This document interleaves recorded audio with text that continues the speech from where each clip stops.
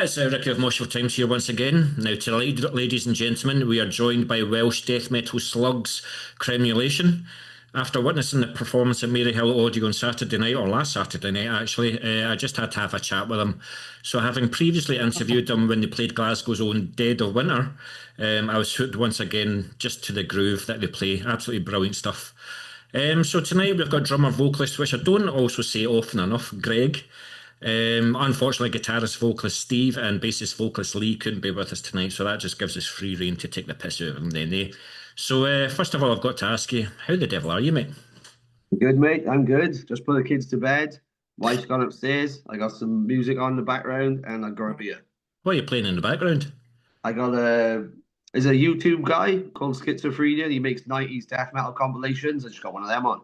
I know the one. I know the very one that you mean. Some I channel, think some amount of videos on it. It's very Gutted nostalgic, isn't on it? currently. Uh, what's on? Gutted. Gutted. Yeah. Uh, plays good stuff, plays good stuff. But I hate to do this because I don't normally do this, but I'm afraid that we have to start off this interview with a complaint. Go on. Yeah, you said to the whole audience in Maryhill that I've only ever played three heads in a freezer on my radio show. So I'm just going to have to take you to task on that because I looked back on my software and I've just to let you know that I've played the Tato track, I've played Flesh Chamber, and I've played Strangled and Mangled. I also had Gastric Broth ready when you were listening, but Quando wanted three heads. So I accept your apology, sir. I apologize. Yeah. Unfortunately, the other people that are in the room probably won't hear this, so they probably think I'm an idiot still. But thanks very much for that. But it's been a couple of months since you've released your debut album, Amalgamated Abomination. I can't believe I said that right, but I did. So how did it feel to finally get the new music out there for the masses to hear and let everyone know that Cremulation is still about and still going well? How did it feel to finally get the release day? It was ace because obviously just trying to get it out. Recording took a while because we all work full time and we were doing it on like Sundays and stuff. Yeah. So it was literally like, oh, we got 3 hours here, we got 2 hours there, we got 3 hours here. So Yeah. it was quite a long process. But my cousin John did an amazing job on the album. And Yeah. when we had the finished product and sent it to Iron Fortress, we were just over the moon. Just sounds disgusting, and that's what we wanted. Because you're quite, I don't think prolific's the right word, but it's not like every year you've released something. So are you saying that Amalgamated could maybe have came out earlier on then? Maybe it's a lot of it is timing. It's Yeah. like trying to do stuff with like real life interfering. You know what I mean? Yeah. Unfortunately, it's got a knack of doing that, isn't it? So, It does, yeah. um, but was there ever a conversation of making the album like an EP? Or was it always going to be an album? Was it going to be like I don't know whether you're like part of the old school where you're like album because you like the cover art, you like the lyrics, you like the physical product, or whether you're part of the new generation where it's single, couple of months, single, couple of months, single. So was there a discussion about the length of what you're going to do next? It was probably because we wanted to do an album because we've all been in bands with each other and other bands before. We've all done demos, EPs, etc., etc. And then we were like, oh, fuck that. Do the demo. The demo took off, sold well. So we're like, fuck it, let's do the album. I read somewhere that you sold that demo 4 times out. Yeah, surprisingly. Well, again, you lied to us at the gig because you said like 7 people have bought it or something like that. Oh well, not the demo, the album, right enough. But you're more popular than what you think you are. Yeah, maybe. Yeah. So fair play. But for those that are new to the band, then how would you say Amalgamated sounded in terms of your first demo, Resurrection of the Rotten? And do you think you found the sound that you've been looking for, or do you think there's always going to be like a natural progression? I think there'll be a natural progression. The demo, I recorded most of that on GarageBand. Yeah. And then I used, do you know what a D50 drum kit is? It's the newer version of the D40. It's from like 1996. It's like a tabletop drum kit. Okay, right. I recorded the drums on that, So, because I didn't have a digital drum kit, but I was like, I didn't want to program the drums, so I recorded them on this D50 thing, which was quite difficult, but I got it working. And then Wow. my cousin mastered. Well, he basically told me, he said, "Please don't ever do this again. This is a fucking nightmare." He had to basically clean it up. There's arguments for like which release has got the better snare sound. You know what I mean? Yeah, I do like the demo sound, but that's completely digital. 1990s digital, but it's digital. Yeah, good stuff, man, good stuff. But because when you released the album, then it's been a wee while, and it sounds as if you guys come up with ideas all the time. Have you got anything new in the pipeline? Yeah, we're working on our second album now. We got 7.5 tracks for it. How many are you going for? Probably 10 or 11. Want to push it past like 30 minutes. Oofed. Getting a I wee bit know. commercial now, are you not? Oh, I know. So again, going back to the sound then, what would you say is the subtle differences on the new material that's different from Amalgamated? Um, I think it's probably better. Like we've known each other for years, but Yeah, now we try and we. I always say we'll play the opening of an envelope. You know what I mean? yeah, We'll play any gig we can. I think now live experience and all that and studio experience has kind of made us more of a unit. yeah, Like yeah, so, someone will have an idea, and half the time we don't even say it. Someone will just do something like, "Oh yeah, that's it." yeah, yeah. So we just all know each other really well. So what would you say that you may have changed in the drums from Amalgamated then? I've tried to get better. Have you got any blast beats in this? No, there's a few Slayer beats though, Yeah.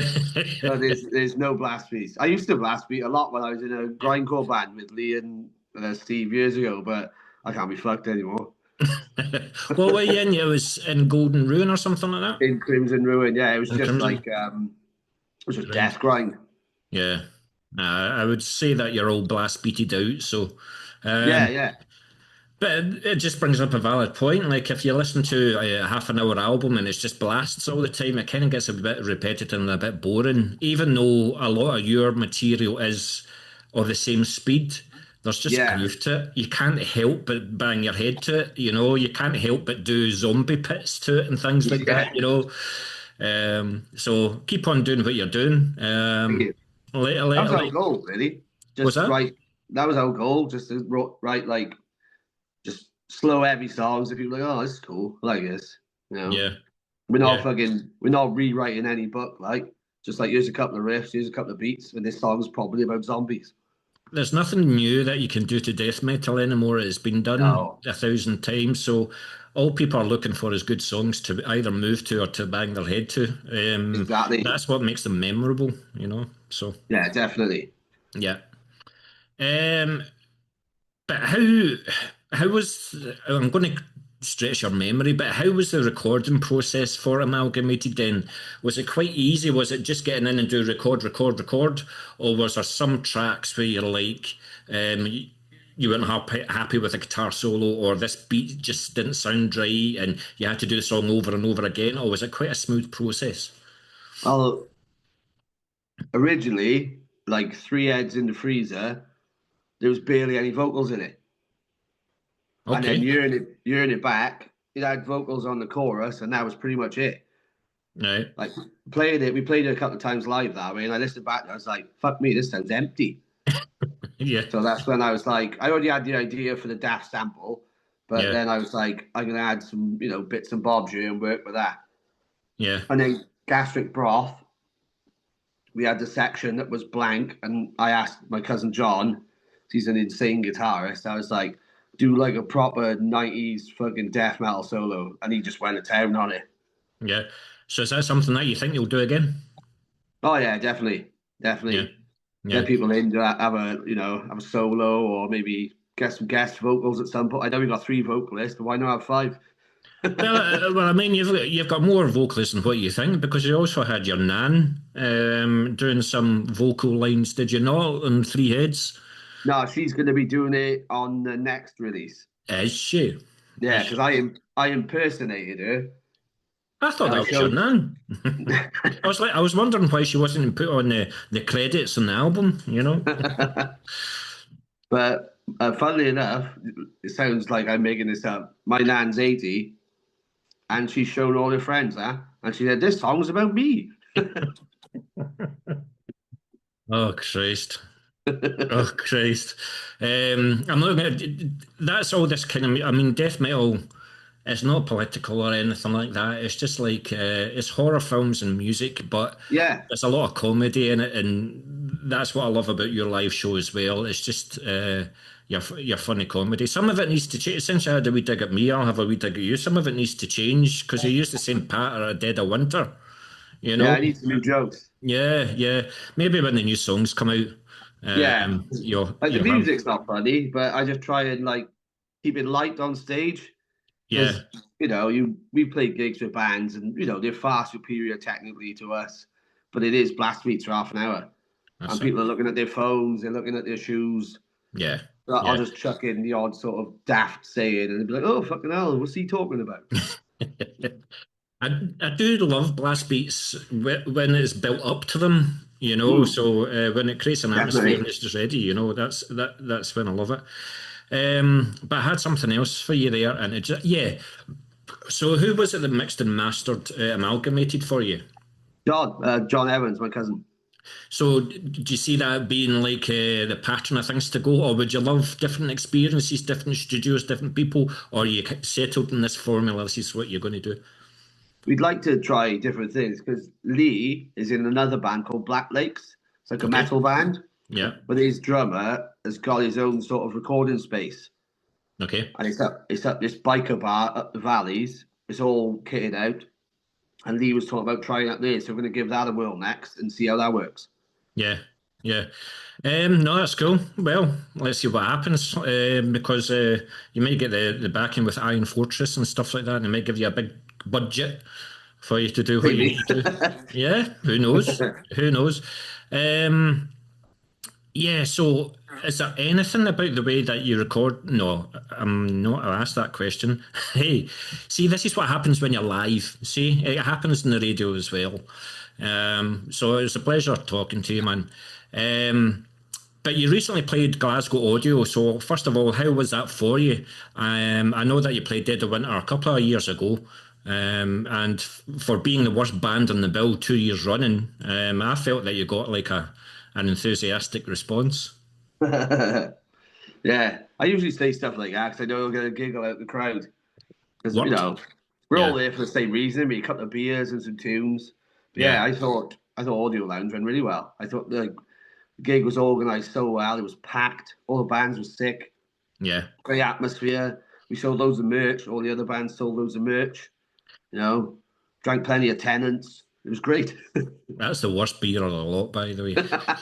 And I don't normally do this, but I've been wearing this top because I love the logo. I've been Oh, thank wearing you. this top for since I got it a couple of weeks ago, you know. So I don't normally wear the band that I'm interview the band that I'm wearing, but it is what it is. It's staying on me. It's a We damn thing. appreciate it. Only have the one complaint though. I wouldn't mind something down that sleeve, but anyway, We got uh, more stuff coming. Don't worry. We got this idea for. Well, I won't tell you the album title, why not? but it's a secret. Secrets. But we got something coming, and we think people will enjoy it. I So what think do you they think you're will. going to do? Like, are you going to do one or two singles before you release the album, or Yeah, are you we'll just going to leave? probably. We're aiming for a music video as well. So is it going to be an actual video, or is it going to be a lyric video, or have you got No, an some? actual performance video with a sort of plot. Oh, for God's sake! You know, So who's the visual one of the band? Then who's the one that's coming up with ideas of what's going to be in the video? it's definitely not me. My last idea was that we all dress like the girls from Robert Palmer's Addicted to Love video and do that, and they said no. It's Cremulation, your band. I think it's yours and Steve, isn't it? Because I've one drummers are 10 to a dozen. You know, you could easily be replaced for suggestions like that. You know what I mean? No, but I thoroughly enjoyed that gig. At Glasgow Audio, it was good to see that Glasgow were out because it's a bit out in the middle of nowhere. It was also quite funny seeing like you were knackered at the end of it on the plane. All of you were Oh yeah, it sleep. was funny.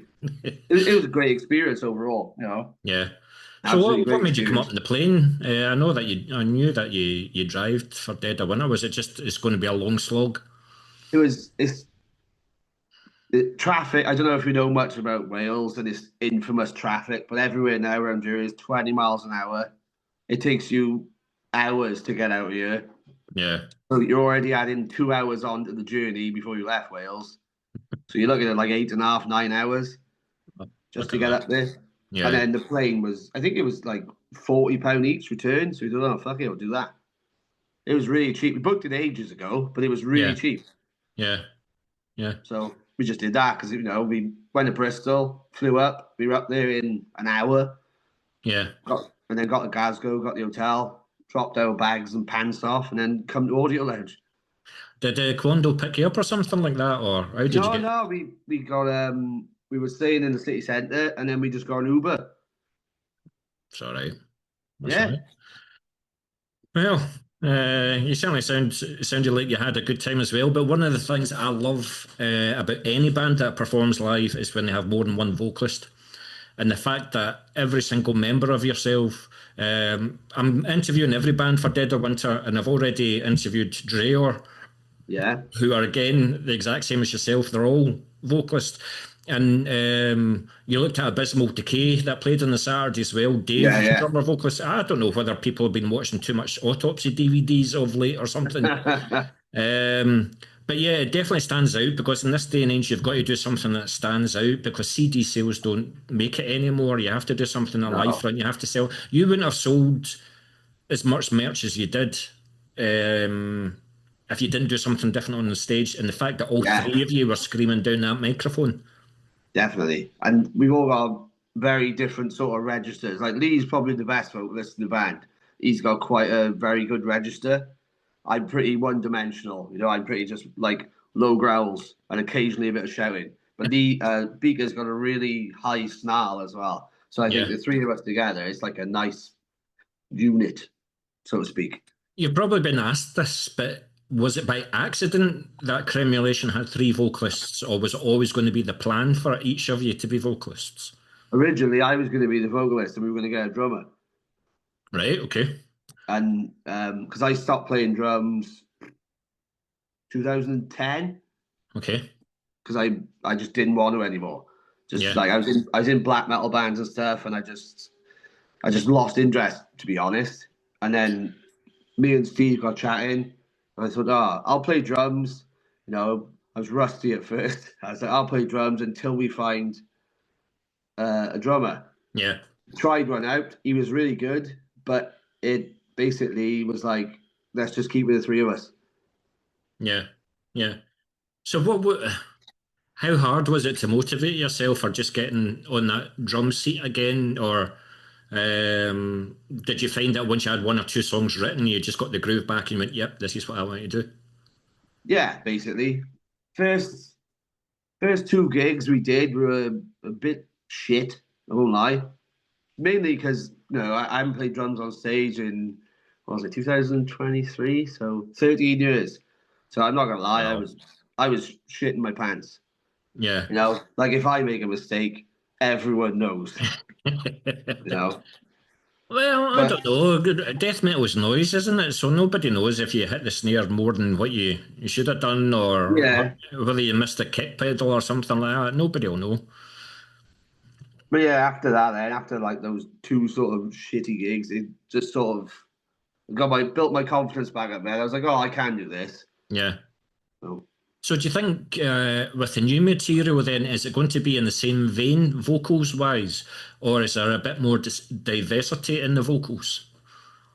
there's definitely parts where like Beaker's taking more of a role, Lee's Yeah. taking more of a role, and then like there's a couple of songs because we all write as well, Yeah.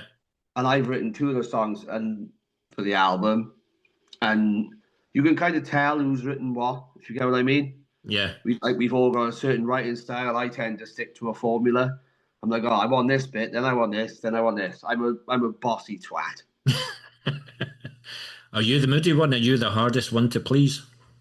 I'm not hard to please. I just sometimes I can get a bit up my own ass. Uh, what I also like about Cremulation is that you're stuck with the same members all the way through. So even though there might be some, you might be the hardest to please or whatever, um, there's perfect harmony within the band. You might have your moments where you don't see eye to eye, but there's within a minute or so that it's all sorted. You're all To good be honest, friends. we don't have those sort of moments. We just someone will come up with an idea, because we've had a few unsuccessful ideas, of course. Yeah, Like we've worked on it, we're like, maybe that's not for us. So we yeah, just like no one gets in a mood and I think we're like, oh, just we'll pull that over there. yeah, And then either that or we'll take the idea, literally like pick it apart and be like, what can we do with this? And then figure out a way to work it. yeah.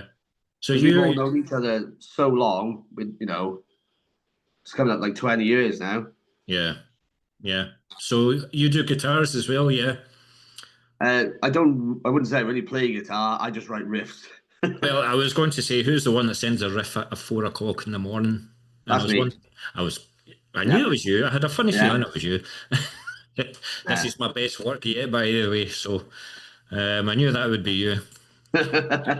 But so you recently played the Maryhill Audio. Then have you got any other plans in 2025? And what have you already got 26 that you're allowed to say? So we were going to play Worcester on the first. That got the guy cancelled it because he didn't get enough pre-sale basically, which is fair enough. He was panicking because he wanted to get venue cover and he couldn't. So that's gone. We got Eradication Fest in Cardiff on the 15th of November, That'll be good. and then we throw a death metal beach party every year in a venue in Newport called the Pit. Eh, Basically, it's like Hawaiian shirts and shorts, and it's just death metal. But everyone comes like in like lifeguard gear, and we always pack it out. It's just a proper stupid gig. Is it an excuse for the girls to come out in their Baywatch gear? There's never any women there. Never a cremulation show. Well, No. you never know. You never know. And I take it this is indoors. You're not actually on the beach Oh somewhere. yeah, it's indoors. Yeah, Aye. there are a few. There's a young group of Cardiff boys and girls that come, and they always get like involved. They're great. Like one of them last year. What did he do? They were circle pitting around him whilst he had his beach towel and an umbrella and he was reading a book. That's good stuff, man. You will remember that until you die. You know, I mean, Yeah, you'll be telling your grandkids that. You know. yeah.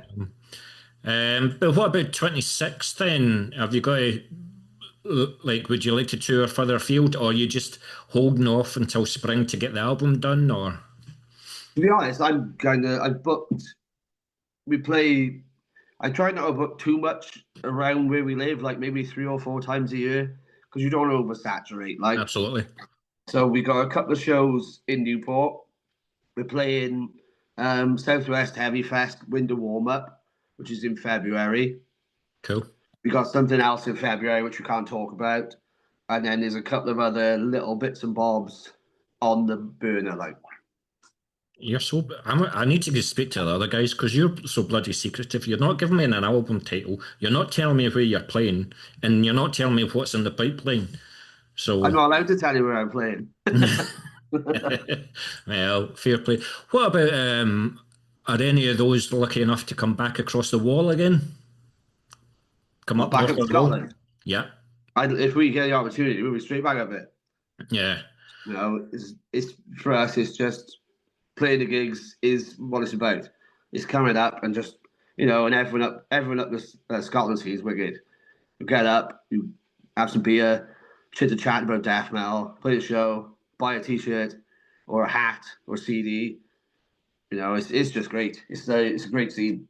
yeah. It was a great atmosphere on last Saturday. So long may that continue. But if you ever get the chance, don't just play Glasgow or Edinburgh. See if you can go up north. I know it's a bit of a trek, but Aberdeen, they're screaming out for gigs. Really? So yeah, so whenever they do get a gig, they always come in mass. I mean, in Glasgow, for example, I feel the guy's pain who had to cancel the festival because in Glasgow you can have 4 or 5 gigs on a Saturday night. So Yeah. people, and it's regular, because Glasgow's the place to come. But people are skint now, so they have to pick and choose what gig they're going to. So um, I'd imagine it's the same down in Wales. Yeah, I book a lot of the gigs in the pit in Newport, Yeah, and I say to bands, I'll pay you whatever I can because yeah. the venue hire is dirt cheap, and a lot of the times Gaz will cover the venue hire. So, but then we charge like I've noticed you charge over £7, £8 down here, nobody comes. Yeah, But we charged a fiver for Death Fest back in September, and we sold it out. And I managed to pay every band like give or take like 50 quid each. yeah, Enough for petrol and some beers. None of them come from like far. I think the furthest was Bristol, but they yeah. all got, and I said, whatever we make, I'll give it to you. Can't argue with that. Is that is that venue that you're talking about is like 100, 150 capacity? Like 80? So it's like the audio then. The audio get I Yeah, think yeah. 90 or 100 It's, or something it's like that. very similar to the audio lounge, except it's downstairs in like a basement. Yeah, yeah. Well, fair play to you. You're going to have to excuse me a wee second, ladies and gentlemen. I'm pouring another one. I thought he was going to talk longer than what he did. um, but yes, so you released the album by yourself as well as it being released by Iron Fortress Records. So Yes. honestly, it seems to be like every week Iron Fortress are releasing something. Oh, Uh, they're very busy. yeah, yeah. So how did Iron Fortress come about, and how's it been so far, and what is it that you're looking to gain from Iron Fortress? They The guy contacted us because he started following us on Instagram, blah blah blah. He was like, "Oh, you released an album." So I sent him like rough demos. He was like, "Oh, I'm very interested in releasing this. Would you like to work together?" And I was like, "Of course." We were going to release our album in Newport, and he's getting it released in the States and stuff. And then finalized everything with him. Like we sent him our artwork, and he basically did all the CD layouts for us, and was like, "Oh, what do you think of this?" And I was like, "That's amazing. He done Yeah, a great job." yeah, And then because of him, like we've been on random people in the States YouTube channels, people talking about, and it's crazy.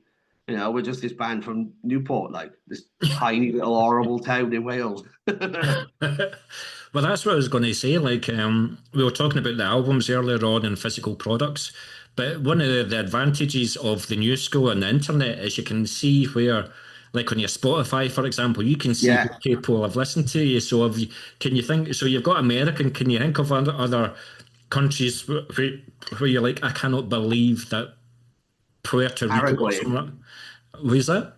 Paraguay. Paraguay. There's a few on there. I was like, whoa, that's crazy. There's quite a lot in America, UK. It was a few in Paraguay, and I met. Where was the other place? It was a really random place. It was somewhere really small. It's It's, like, the name escapes me at the minute, but it was like, whoa, someone in that place has listened to us. aye. It's crazy. But you just never know. You just never know. Like, I No, mean, no, not at all. it's absolutely crazy. Exceeded all his expectations. But that's the thing, though. The good thing is you can see where people have listened to you. The bad thing is they might listen to one song for 5, 6 seconds. Nah, I don't like that. Dismiss the band Yeah, without even giving them a chance. It's not like the old days where you've sent like a pound note in an envelope and you send it, and then a week later you get a demo tape. But yeah, but you give every song a listen on that demo tape at least once, probably twice, and then you make up yeah, your mind. So you give it a fair chance. Whereas now it's just click, click, click. It's yeah, far too easy to dismiss a band nowadays. But yeah, so Iron Fortress, I know that you guys released it CD. Did you release a CD and tape? yeah. We did a CD and tape with Iron Fortress, and Yeah, then he did like clear dual case, so the inserts see through and all that. yeah, So we thought self-release release a digipack. So that's yeah. different again. So we self-released a digipack, and that one's sold out a few times as well. I was going to say, I looked on your Bandcamp as well, and that's what it says: sold out, sold out, sold out. So, do you think there's enough interest for another run? Yeah, we've just, funny enough, we discussed that this morning. I messaged Lee. I was like, please sort out CDs for Eradication Fest. Absolutely, absolutely. What about vinyl?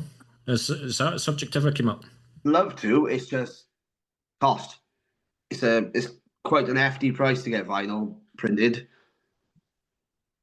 Well, in Scotland, for the first time in years and years and years and years, there's a company called Seabass, Yeah. and it's a pressing plant up here.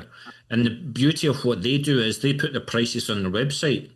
So Okay. I think for a plain black vinyl, it's like £6. Oh, And what you sell that for a tenner, and there's a profit, you know. But you can they put on like different other versions as well and different prices and stuff like that. So I would urge you to look at Seabass, but look at that. Yeah, yeah, definitely. and see what you think of it. You know, Kendo of Brainbath swears by them. He was the first one to release a metal vinyl from Seabass with Tim Voss from Oh, Edinburgh. cool. So he swears by them, you know. I need to go up there with him, do like an interview with them up there and spread the word. That'll be something different. That's definitely worth Um, it. That sounds great. yeah, well, urge you to check them out, mate. Urge you to check them out. But yeah, since it's been a bit of a time since your first release and listening back to your previous material, and as well as Amalgamated, is there anything that you would like to change, or is there anything that you would love the opportunity to re-record for some reason? Is there something that's been niggling in the back of your head, or do you think this is just like another chapter in Um, Cremulation's history, or would there be something that you would love to do? no, to be honest, like we were really happy with the demo when it came out. Obviously I fucked it up recording it. My cousin fixed it, and then we did the album with him, and he did a bang up job with it. And he's a big death metal fan himself. He's an insane guitarist. So I'd be like, he said, "Oh, what do you want it to sound like?" I was like shit. And he said, "I got you." Do you know? I've been thinking about how to describe your sound, and it's like a B-rated autopsy. You know how like autopsy Yeah, just fucked up we their get that a budget lot. and drinking drugs and stuff like that. Well, Mm. it's kind of like I saw a comment and I found it funny. It's like it's as if I'm playing a death metal record at the wrong speed. Yeah, I'm playing it at 33 instead of 45. You know. yeah, we've heard similar to that before. Yeah, yeah. So, but yeah, I thought that was really cool. Yeah, that's great. That is. Thanks for coming back, mate. Thanks for coming back. Listen, I've just got a few more questions for you. But going back to the recording of Amalgamated for a second, recording the same vocal lines over and over again, maybe over a short period of time for the album. Do you go through some vocal techniques before you start recording, and what rituals do you have before you go on stage? I think it's all different. For me, I usually get a drink, not a beer. I'll have a beer on stage. Yeah. I'll sort of swirl my mouth out. The Jakeman sweets. Yes. I like a couple of them. They loosen up the vocal cords. Do you go down the Lee, corridor going do re mi fa sol la ti do or anything like uh, no, no, no. And then like Lee will just pop in about 50 zins in his mouth and then vape. Well, what is it like when you're going into the studio? I mean, when you recorded your parts of the vocals, was it just line by line, or did you just do like verse and just went with that take? Before we went in, we kind of discussed it because obviously when it's recorded, it's finalized as such, isn't it? Yeah, And before we recorded the album at gigs, we tended to chop and change. We would do what, yeah. but then we were like, right, Lee does this bit, Bigger does this bit, Greg does this bit, and then when they come to recording, me and Lee were there, and we were like, right, you do this bit, leave this gap, I'll do this bit, So when you like listen to the album before we finished it, there'd be like a verse and a half without any lyrics, and then there'd be one line of like, "It's dead." Silly question, and don't kill me or anything like that. But did you do your vocal lines, just the vocal lines, or did you do the vocals when you were playing the drums? No, just the vocal lines. Right. Okay. Because we recorded the drums, and like, I wanted to spend a lot of time on the drums because I still got a bit of fear. Like, is this good enough? Do you know what I mean? So I really wanted to spend some time and be like, does this sound alright? And then once like it was finished, and my cousin was like, yeah, top banana. I was like, right, I'll do vocals now. But your cousin, though, did he give you like wee subtle one-liners and said, "Are we really going to go with that, or do you think you need to try that again?" Was Oh that no, he'll anything? he'll tell you. He'd be like, that's out of time. That's fucking terrible. But that's why recording with him is great because he'll tell you the truth. Yeah, yeah, And like that's his career now. He's a sound designer. yeah. I've seen in another interview that you had that you mentioned his socials. So would you like to mention his socials again? Yeah, it's Jonathan Fan Evans on Instagram. His synthwave stuff is Fan Octo, and if you check out the Jonathan Fan Evans socials, he's just done some music for a game. It's really good, really Yeah, fucking sick. yeah, cool. So you feel like he's the fourth member of the band? Yeah, sometimes, yeah, definitely. As long as I've he had a doesn't few take any ideas, and he's royalties. like, "No, that's shit." As long as he doesn't take any royalties, you know. He's a silent fourth member of the band. Yeah, um, but more specifically for yourself, like with you all being vocalists of the band, well, I think you've answered this. Do you write all lyrics or do all members contribute to the lyrics? But when it comes to you personally, I want to know like what type of vocalist that you are. Do you watch a lot of films? Do you watch a lot of documentaries? Do you read a lot of books? Do you open the front door? You've always got a pen and a piece of paper on you. You open the front door and you see something, you write a line and you come back to it. What type of lyricist are you and where do you get your inspiration from? I tend to come up with a title first. Okay. So like, I'll think about things, like especially when it's quiet in work. I'll be thinking about like we've got this new song now. I'm like, oh, will this title work? No, that's fucking rubbish. And then I'll just tend to go back and forth, then come up with a title, message the boys, what do you think of this? And if they're like, I like that, I'm like, cool. I'll start laying down like a bass line, because usually we got the lyrics, but then we take it to practice, and then we'll all sort of be like, maybe change that bit, or maybe change that bit for this. Yeah. Because sometimes you write, I've written stuff before, and I'm like, fuck me, there's way too many syllables in that. I can't do that and drum at the same time. But I speak to somebody like Jason Evans, formerly of Ingested, um, and he gets his lyrical inspiration from rap artists.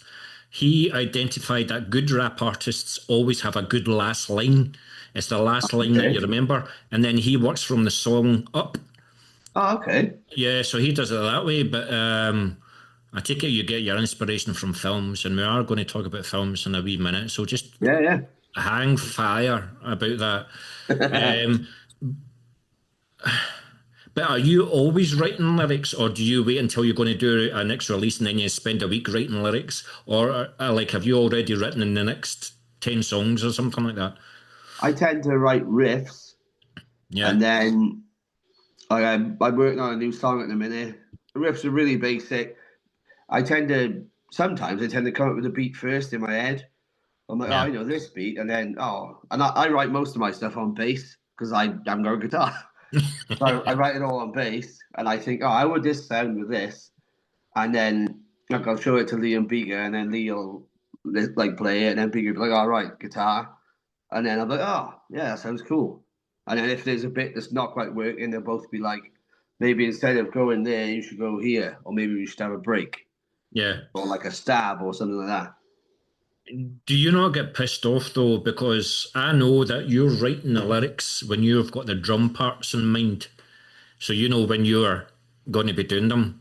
But let's say like Lee writes like 10 words and you've got 3 seconds to say them in. I like The it. person that does that is me.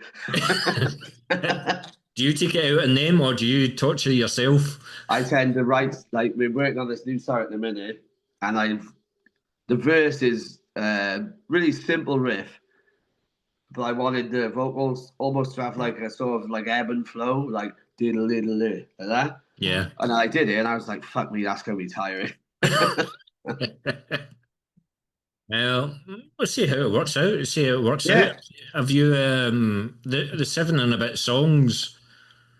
I take it you've played them in rehearsals like a good number of times, and you've yeah, we've played a few live as well, like yeah. Starving for Carving, Blunt Force Coma, Plague Pit. So those three are going on the new album. So you said, am I right in saying that you said you write the song title first? Yeah, like Blunt Force Coma. I can't remember when I was drunk. It just popped into my head. And I thought that's fucking stupid, but it kind of tells its own story straight away. You know what it's about. A fucking curry made out of someone's head. You need to watch Ghost. I think you need to watch Ghost with your missus or something like that. You need a wee bit more romance in your life. I mean, what do the boys think when you text them the title gastric broth, for example? Originally, it was called something else. What was it called? Because it was about a similar sort of the same subject. But it was called something else. It was called I can't remember now. It was called like something like shit, like stomach stew or something ridiculous. And I was like, oh, that's fucking rubbish. I don't like that. Then I was listening to Pungent Stench, and Oh, what was it? Gastric juices in oh, something psychotic beats or something like that. yeah. And I Yeah, was like, oh, gastric, that's cool. And then it was around the winter time, and I just kept making fucking lamb stew. So I was like, gastric broth. well, as you can hear, ladies and gentlemen, there's not a lot of thought that goes into these cremulation songs. If you notice, most of the songs I write, Lee pointed this out, are about food. Oh, there you go, there you go. By the way, that's the best album cover from Cannibal Corpse. I just have to say that. Oh yeah, one of my favorite albums. Yeah, yeah. So I hate to ask this question because you've probably been asked it 100 times. So, how are the songs constructed within Cremulation? Are they the main songwriters within the band, or do you feel that everybody has to play their part in making an album a more collaborative effort and elevating it above everything else that you've done previously? To be honest, it's kind of like just everyone has a go. Yeah, Like Blood Force Corner, I wrote that, and then they changed because the original chorus riff was a bit shitter, and yeah, then Lee was like, "Oh, why if we spice it up a bit?" And then it changed, and yeah, then like Starving for a Carving, Beaker was just like, "I've got this song," and he played it. I was like, "Fucking hell, that's ace. That doesn't need anything." And then he brought in Plague Pit as well, and like I heard that, I was like, "Fucking hell, that's that's Cremulation sound straight away. It's just flow and stinging, and we yeah. didn't change any of that either." Sometimes it's collaborative. Sometimes they come in with full songs. It's Like with you three guys, and you all, I know that you've been in bands together, but even you might still have different musical tastes.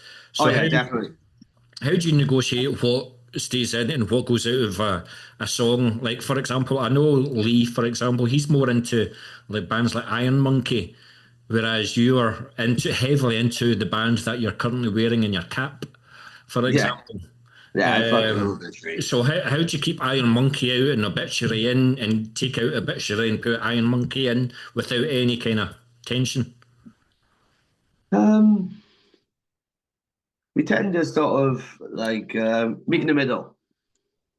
Like, like I've got this riff, and I want it to sound like this, and Yeah, then people will be like, "Oh, I've got this riff, and I want this," and then we'll try it out. We don't ever say no, we're not fucking doing that. We're always like, "Yeah, let's try it," and then we try it. Like that doesn't quite work. yeah, Maybe if we change something, oh, that works now. Because it's yeah, usually like you think, oh, you've got an idea in your head, you bring the riff to practice, and you think, right, it needs this beat or something, yeah. and then you play like, no, that don't sound right, and they need something else.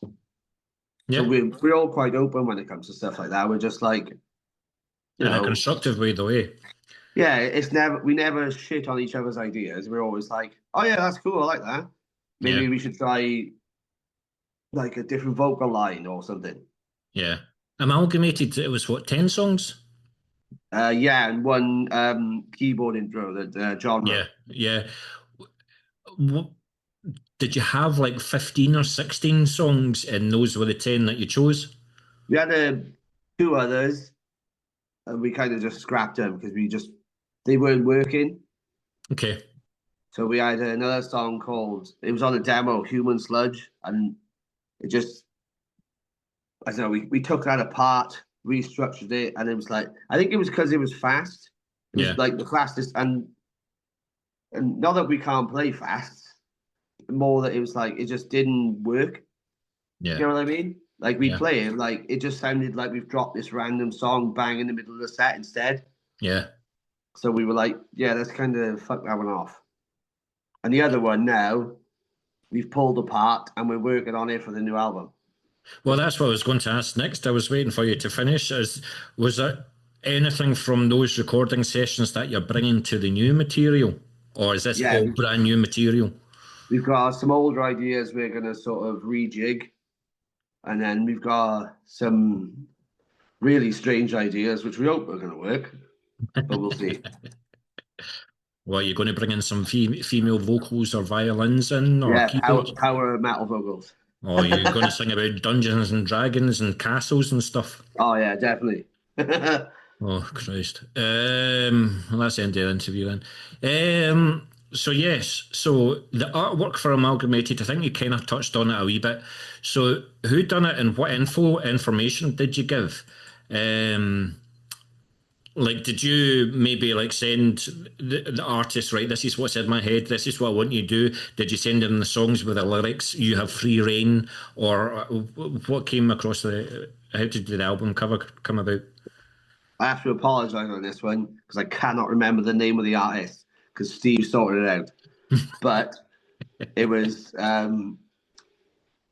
Eaten Back to Life, the movie From Beyond, Yes, and the movie Society. We kind of wanted like a big blob of fucking mess, essentially. right. Like like in Society when they all become one, and then he becomes Butthead, and he's like fucking and talking, and then Yeah. like From Beyond when he becomes that massive fucking creature. We wanted something in that vein on the front. So when you got the album cover back, was that the first draft that you went, yeah, that's what we want, or was it a wee bit Yeah, of to and froing? like he sent it to us without color. We were like, put it in color. He done it in color, and I was like, and we all were like, yeah, that's fucking it. Like that's it. Because our one of our main things, said we said it, we were like, we want it pink. It has to be fucking pink, like fleshy tones. And then they did it. I was like, oh, wicked. I can't think of any other bands that use pink. Um, Acid Rain, yeah, that was a worst fucking album cover anyway. obnoxious. Ah, my God. But yeah, so what I don't know whether you should use them more, but you use them sporadically, and that's like samples.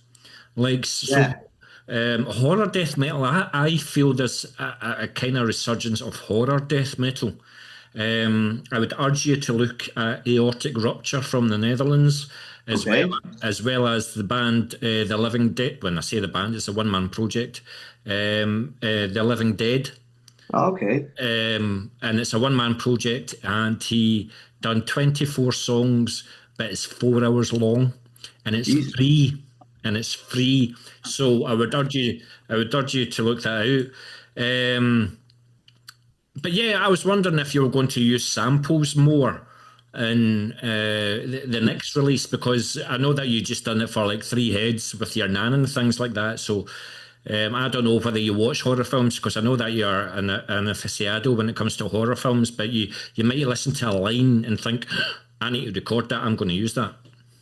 We've discussed it. Like Starving for a Carving is about Buffalo Bill from because Beaker loves that film. He loves Silence of the Lambs. Yeah. And originally it was called Size 14.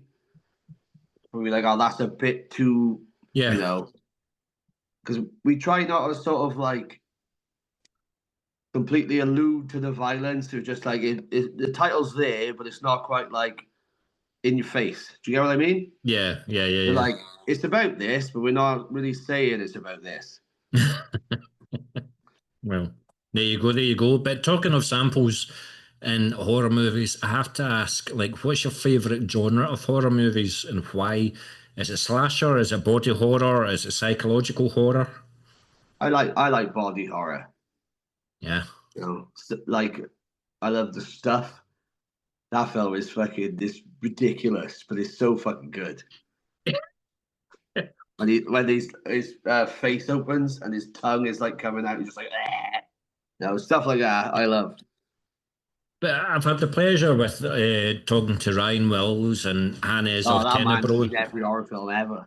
Oh, is in Quando as well. I think they two have a battle as to who's got the bigger horror collection and stuff like that.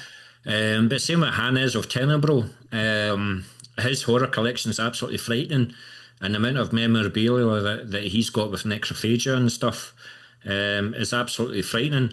But if there was a horror movie that you know line by line and you've watched the most times in your life, what is it? Ooh, I don't know. I'm not sure on that one. Um, If you were in on a Saturday night by yourself, then, or Halloween night, for example, then what's the movie that you're putting on? Probably if it's me and the missus, it's usually more like a daft horror, like Killer Clowns from Outer Space, something like that. If I'm on my own, maybe The Beyond or something like that, Yeah. or maybe like I love Frankenhooker. It's so fucking ridiculous, and like that film to me is so on a date. It's so fucking funny because I did have a title, but we didn't use it in the end. I was gonna, Cannibal Corpse have got the undead will feast. Yes. So I was working on a song about Frankenhooker, but it was called The Undead Will Fuck. The true story, though. True Yeah, story. yeah. But I don't know. I just my favourite film of all time is Exorcist 3. I know it line by line. Sometimes when I look at like the 70s and 80s stuff, like zombies and stuff, and you get the blonde-haired lassie running away, and she trips over a shoe heel and stuff, Yeah. and it takes the zombies half an hour to cross a bloody road, Do this. and she still gets caught. You know what I mean? But yeah, it's got a cult following. It's got a cult following, so fair play. But what's your take on horror films today? Because horror films today is more reliant on the music and jump scares. Yeah, I mean, I love my death metal, but I also love dark ambient, and dark ambient's where the music comes, for the jump scares. But what's your take on horror movies of the last there's 10 definitely years or so? I think there's definitely some great ones like The Void. I think that's a brilliant film. What about Hereditary? Have you seen that one? I I thought, have not seen Hereditary, no. oh, she has an Oscar-winning performance. I can't remember the actress's name. Oscar-winning performance. You have to watch it. I'll have a look at that. And it's all about Pazuzu. Um, so yeah, no, I just wondered what your take on like horror films was because I know you're a wee bit of a I aficionado. But To be honest, I kind of just give most stuff a go. I'm like, if I don't like it, I'm like, oh well, it's an hour and a half of my life. Oh well. yeah, I just tend to see stuff. I'm like, if it looks too shit, I'll still watch it. I'm like, oh, like a lot of the cannibal films. I've watched nearly all of them, and to be honest, most of them fucking suck. Ryan Mills is just aye, well, He's probably going to send me death threats now. yeah, he's going to call you a dick or something. Aye, aye. But yeah, but listen, it's been an absolute pleasure talking to you, mate. I've only got a couple of questions left for you. Yeah, no problem, man. When it comes to the set list for a cremulation show, you're given half an hour. right? So what's the song of Amalgamated, and what's the song of a previous material that you're looking forward to playing the most yourself, and why? I love playing Gastric Broth off Hmm. Amalgamated. Guess whenever we can get people, when we played Death Fest in Newport, that was the biggest sort of zombie pit we had. Like the entire room was just, and it's slow. Yeah. Like being behind the drum kit and playing and seeing everyone walking around in a circle really slowly. And then Lee had his wireless. So he went in as well. Brilliant. And it was, I had to sing his parts, the fucking bastard, but still. But like watching it, I was like, oh, this is fucking awesome. Yeah. And then like from the demo, like because we recorded a couple of tracks for the album as well from the Yeah. demo, but I love Resurrection of Ron. It's just fucking the one review, like I don't know, it could be classed as insulting maybe, called it lumbering, but I was like, it is lumbering. It sounds like someone fucking falling out of a coffin. It's like, ugh. Do you know what I mean? Yeah. And can I just say the zombie pit started? Where did it start? Dead of Winter, That's right, in Glasgow. the, So I just the the very first. you left that a wee bit open there. So we'll just come away with that. But this is the last question for you, and this is where I normally ask the musicians about what their equipment was that they used for the recording of the album. So this is probably where we'll start with another 40-minute conversation, because musicians just love to talk about all their toys. So what's your drum setup, mate? What do you use? What have you got? So for the recording, I can't remember the model. We used a digital kit for part of the recording. So we used it was a Roland, like fucking XYZ ABCDE, and we used Axis longboard pedals. Even though I barely do any double kick, I do the occasional triplet, and that's about it. And then guitar wise, Bigger used his Ibanez. Lee recorded his upside down bass, Yeah, I noticed. and then cymbal wise, I tend to pit a patter between a few because I don't know why I did it. I bought the original Pays 101 nickels from the 80s. And they're like entry level Where did you find cymbals, that? Facebook Marketplace. Like I took a gamble on them and I was like, because they're cheap, like they're budget cymbals, but they sound great. They sound like the stuff you hear on the demos from back in the day. Yeah, And since then, every time I've broken one, I've just replaced it because they're really cheap. yeah. Because the problem is, because they're all 45, 50 years old, they don't last very long. You ever thought about actually buying a drum kit that will last you? I got a drum kit that'll last me, but with the gigs we play, everyone's like, bring your cymbals, bring your snare, bring your pedals. And when it comes to vocals, like when you recorded the album, did you kind of think we'll try like a few different microphones and find out which gives us the best sound, or you just give me an SM50 and I'll fucking sing into it? Nah, John had fucking like, he's like, this microphone can hear your heartbeat. Do you know what I mean? And he's like, right, this is this specific pop shield. We're gonna do this, and then like you stand in front of the microphone. He's like, give me a one, and he's like, move backwards, move forwards. He's very much like, we need you in the right position for the right, sort of intensity. So yeah, One last question: what about the drumsticks that you use? Do I you get use them? Do you get them fucking off Facebook Marketplace as well? no, no. I tend to either I'd pick them up at the studio where we practice. You stole them? No, no, no, no. But they've always got them there, and he's always got them slightly cheaper. So I always pick them up. I use 2Bs. They're quite thick. I like them nice and thick. I've got Andy Whale's drumsticks here, and it doesn't actually say the weight of them. I do have other ones, and they're 5BRs. I've Whatever used that. 5Bs, but I haven't used 5BR. Yeah, yeah. I got Death Collector's drumsticks. But no, it doesn't tell you the weight of them. I was just wondering, like, whether they're like tree trunks or whether they're quite. They are quite fucking large. Yeah, I yeah, like. I think because you know, like this, the way I play, I'm very heavy-handed. I do try and use my wrist. I do try and have some semblance of technique. But I used to play with little sticks, and I'd break them. yeah. I'm like a chimp in a zoo. Do you know what I mean? I'd be like, and they just fucking snap. So I need something with a bit of durability. Well, maybe you should hit the snare rather than the metal part.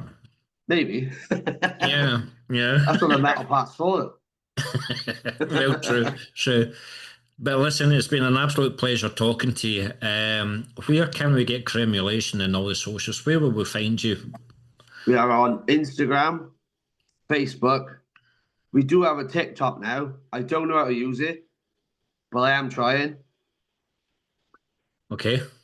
But I don't understand TikTok at all. Is So it I not the will say same as that. doing like Facebook stories? You do like a 10-minute, a 10-second clip and that's it or something? We do a lot of Instagram stories, but that's mainly just posting up the gigs. Because Yeah. we do that. We tend to get a lot of engagement because obviously, if you're filling up people's posts all the time with "come to my gig," they'll be like, "Fuck off, you're blocked." So we just do it on the stories, and then people will ask questions. They'll be like, "Oh, what time you on?" I'm like, "Doesn't matter what time we're on. Come to the show and see everyone." That's it. Absolutely, absolutely. But like I say, it's been an absolute pleasure talking to you.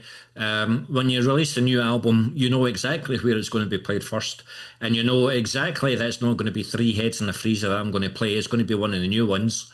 But I've seen you the two times that you've came north of the border, so let's keep it going. Because you always bring fun, you always bring groove, and you always bring good times and laughter. Thank I think you were the only band that got the audience laughing. I mean, you're not supposed to laugh at a fucking death metal show, but you got the crowd laughing. I So, think that's half the point, though. Is like death metal's it is serious business, but also when you put death metal under a microscope, it's a bunch of fucking middle-aged men singing about corpses. You kind of got to take it with a pinch of salt. I mean, absolutely, it's my favorite genre of music in the world. But you've got to be able to make fun of yourself. 100%, 100%. I have to end in a controversial statement. No, Go on then. I don't think you're the worst band. Um, We appreciate that. Thank you. there is room for improvement, um, Yeah, especially in the especially on the drums. drums. Yeah, but is it something that you're considering again? I know that you considered it at the beginning, but is it something that you considered and again? Do you want to get into people's faces and become the vocalist, not the main center of attraction, but in people's faces, get into the crowd, get in the pits and stuff like that, and let somebody else drum? Or are you enjoying the drums too much? I think I think it's spoiled the dynamic Hundred because the percent. three of us we get each other so well. Like the three of us work together so well as a unit. I think if we change that, it'd probably change the sound. Yeah. You know what I mean? Because like the sound of Cremulation is the three of us. It's Hmm. the way we all sort of work together. They'll come up with a good riff. I'll play a shit beat over it, and then do some vocals.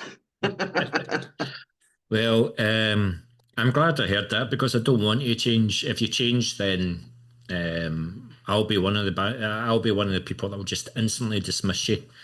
So no, keep on doing what you're doing, guys. You've got.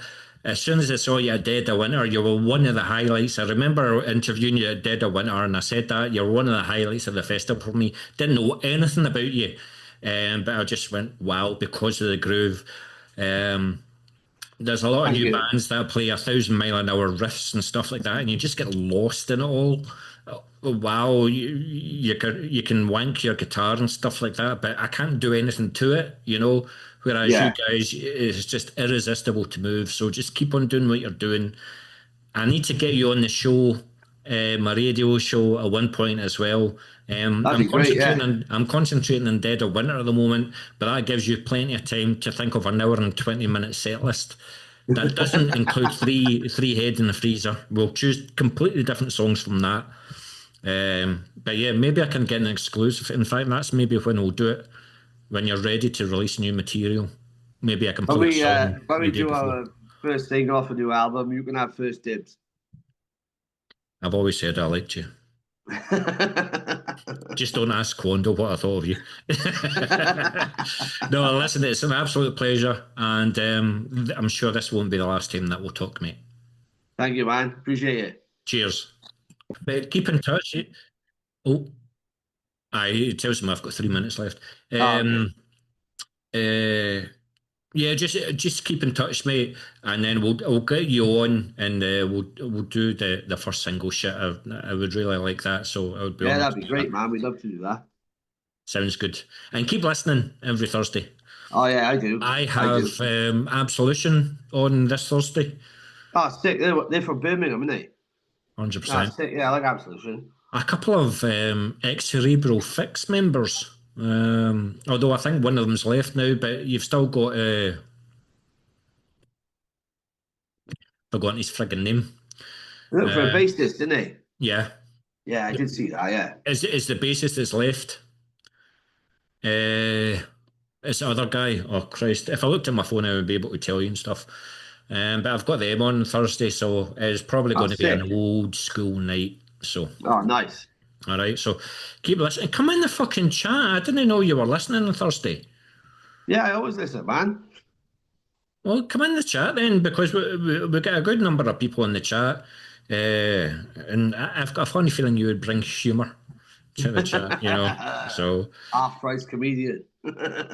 Absolutely. I mean, Ryan comes in, Quando's in all the time. Lee from Severe Lacerations. You've got Mass from Blasphemer. You've got several others as well off the top of my head. You've got James from Liquefied. Just come in, man. Just come in and say hi. It's a great scene up there, mind, isn't it? Up Scala, you've got a hell of a scene. It's never been as popular. I mean, are you all right to come back on for a minute? Yeah, yeah, man. You right? Come back on for a minute.